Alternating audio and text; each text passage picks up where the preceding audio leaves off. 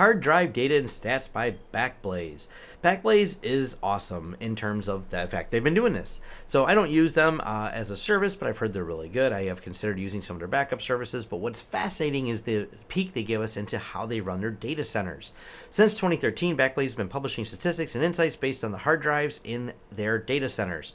And what they actually have is not just the hard drives, all the details of what broke inside their data center. And they run these quarterly reports, and I'll throw in the links below. They tell you their methodologies for testing, and they even give you the SQL data for this. It's also taught me a lot about things like Smart, and what Smart really tells us about a hard drive is one of their blog posts, and the overview of the fact that the Smart data is not accurate and not consistent between vendors.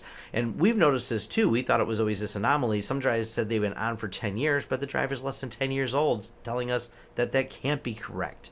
So, as we've learned, Smart's not the most reliable, but here are the statistics. Now, what I like about these stats is they tell you the exact model number for each drive. So this is the Q4 report, and HGST drives, here's the exact model, the size, the drive count, the average age in months that it was running. Then they have their drive days, drive failures.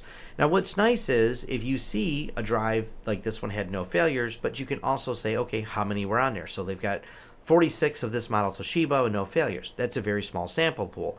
But when you look at something like this HMS5 drive, they have 7,000 in place, and they only had 9, so they give you a good statistic. And you can see we're 446 on this WDC on these new 6 terabyte ones with 5 drive failures, a 4.4 failure rate.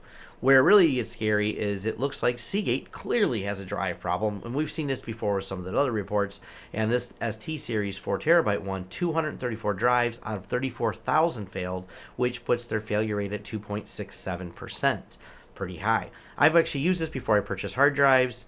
Like I said, well, we also have a Seagate up here, so I'm going to say not to buy Seagate 4 terabytes because look at the one up here. This has a 14% failure rate. It's only 7 drives. It's a smaller sample pool of only 184, but that's still a high number of drives to fail out of that pool. But these are great. They have all the details. I look forward to this report every quarter, and I really thank them because these hard drives are going in data centers everywhere.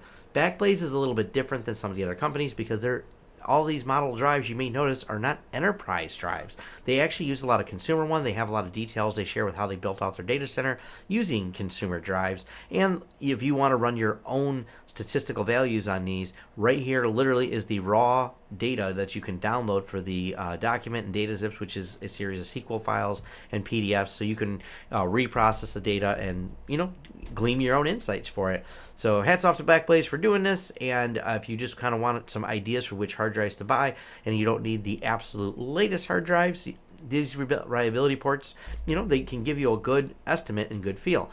And one of the nice things I like about this is if you see, in working in the tech space, I see a lot of hard drives fail. The problem is I don't have this level of statistics. I can just see a lot of people bring a computer in with a certain model drive fail, but was it because that drive was a good price, so there's more of them in the market, so their failure rate's not anymore, but they have higher market saturation versus or is it really a problem with that particular drive? This is where this helps all that data, and you can understand, because when you're talking about a drive pool of 34,000 drives or 1,800 drives or 9,000 drives, and they're telling you how many out of that 9,000 drives fail, much more accurate, much more forthcoming with the data. I'm really hoping more companies follow them until more companies start publishing this data. We can just rely on them every quarter to release their details of what drives failed and help us in our drive purchasing information. It may be helpful for these companies so they can learn what's wrong with their drives because, it's a consistent environment so they can try and track it too. I'm sure Seagate's really interested on the fact that their number is associated with 14% failures here and 2.6% failures here out of 34,000 drives. Thanks for listening. If you like the content here, like and subscribe.